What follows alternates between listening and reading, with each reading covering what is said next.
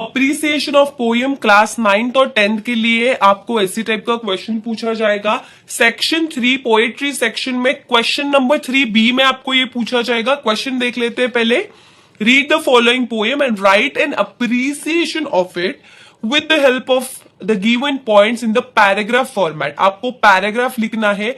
ये पॉइंट्स जो है आप रेफर कर सकते हो, बट आपको ये पॉइंट के आगे नहीं लिखना है। बहुत सारे बच्चे लिखते हैं टाइटल, टाइटल के आगे टाइटल, पोएट के आगे पोएट। नहीं, आपको ये पॉइंट्स यूज करके एक पैराग्राफ बनाना है। तो हम पहले मार्क्स डिस्ट्रीब्यूशन देख लेते हैं। आपको पहले टाइटल लिखना है। पोएम का टाइटल आपको ऑलरेडी दिया गया रहता है, मतलब जो भी है। फॉर एग्जाम्पल आप यहां देख सकते हो, where the mind without fear. ये पोएम का टाइटल आपको ऑलरेडी दिया गया है एज इट इज। यहां से देखना है आपको कौन सा टाइटल है, ओके लिख देना है, हाफ ऑफ मार्क मिल जाएगा। देन आता है पोएट। पोएट आपके टेक्स्ट बुक से अगर कोई भी पोएम आपको पूछी जाती है तो आपको पोएट पता रहता है। अगर टेक्स्ट बुक के बाहर से है तो आपको पोएट दिया जाएगा, बट 101% आपको टेक्स्ट बुक के अंदर की पोएम ही पूछी जाएगी तो पोएट आपको पता होगा या उधर मेंशन किया जाएगा। पोएट मेंशन करने हैं तो rhyme scheme and figure of speech. Rhyme scheme and figure of speech को आपको 1 मार्क ईच मिलेगा। कौन से राइम स्कीम यूज किए हैं, कौन से फिगर ऑफ स्पीच यूज किए हैं, ये आपको पैराग्राफ में लिखना है। वो कैसे आइडेंटिफाई करना है ये भी बताऊंगी। इसके लिए आपको होता है 1 mark each. Then theme and central idea, मतलब पोएम की एक्चुअली थीम क्या है and central idea of the poem क्या है, मतलब पोएम में हमें क्या एक्चुअली में बताना है ये हमें पूछा जाता है। ये हमें लिखना है, इसके लिए होते हैं 2 मार्क्स। सो हो गए टोटल 5 मार्क्स। पोएम कैसे दी जाती है वो अभी हम देखेंगे, फिर आपको समझाऊंगी उसका सॉल्यूशन कैसे लिखना है। तो पोएम आपको ऑलरेडी क्वेश्चन पेपर में दी जाएगी। वो पोएम आपके टेक्स्ट बुक में प्रेजेंट है, तो आपको पोएम की समरी पता होना बहुत ज्यादा जरूरी है। मतलब अगर पोएम आपको क्वेश्चन पेपर में ऑलरेडी पूछी गई है, वो पोएम की समरी आपको पता है, उसमें कौन से अलिट्रेशन यूज हुए हैं, राइम स्कीम क्या यूज हुई है, फिगर ऑफ स्पीच क्या है, ये अगर आपको ऑलरेडी पहले से ही पता है तो आपको पोएम पढ़ने की जरूरत ही नहीं है।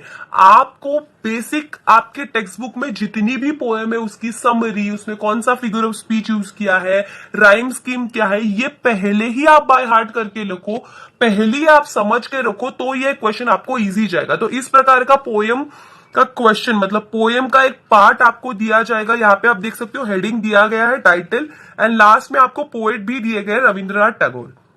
अभी इसका सोल्यूशन कैसे लिखना है वो मैं आपको बताती हूँ 5 मार्क्स के लिए। तो हम सॉल्यूशन देखेंगे।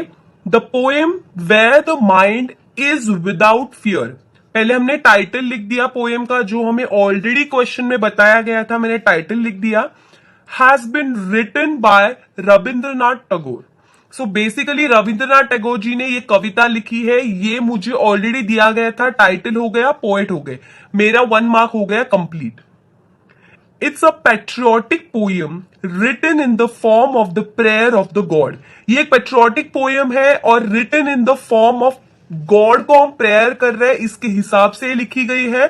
There is no fix rhyme scheme in the poem as it is written in the free verse format and does not have a fixed metre. So basically हमें राइम स्कीम मेंशन करनी रहती है। अगर कोई भी poem हो उसमें कोई राइम स्कीम अगर मेंशन नहीं की गई है तो हमें ऐसे ही लिखना है, there is no rhyme scheme in the poem. Yes, poem में कोई राइम स्कीम है ही नहीं, तो it is a free verse format. आप ये समझ लीजिए, अगर पोएम में कोई भी राइम स्कीम नहीं है तो ये जो सेंटेंस है वो आपको बाय हार्ट करना है, एज इट इज बोर्ड्स में लिख दो। राइम स्कीम नहीं है, ये सेंटेंस आप लिख सकते हो, कोई प्रॉब्लम नहीं है।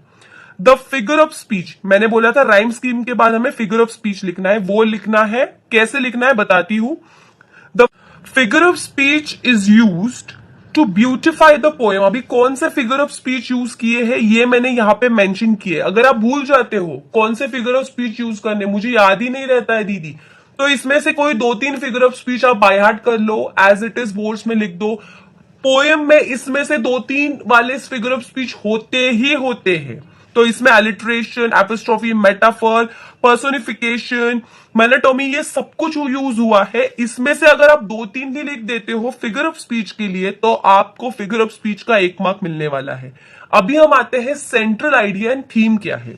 An example of alliteration, alliteration कैसे यूज हुआ है वो मैंने अभी बताया है. From the poem is into a dreary's desert sand of the dead habit. Alliteration मतलब साउंड का रिपीट होना. यहाँ पे डी का रिपीटेशन हुआ है इसलिए मैंने लिख दिया है sound of letter D is repeated for the poetic effect. Poetic effect के लिए ये हुआ है.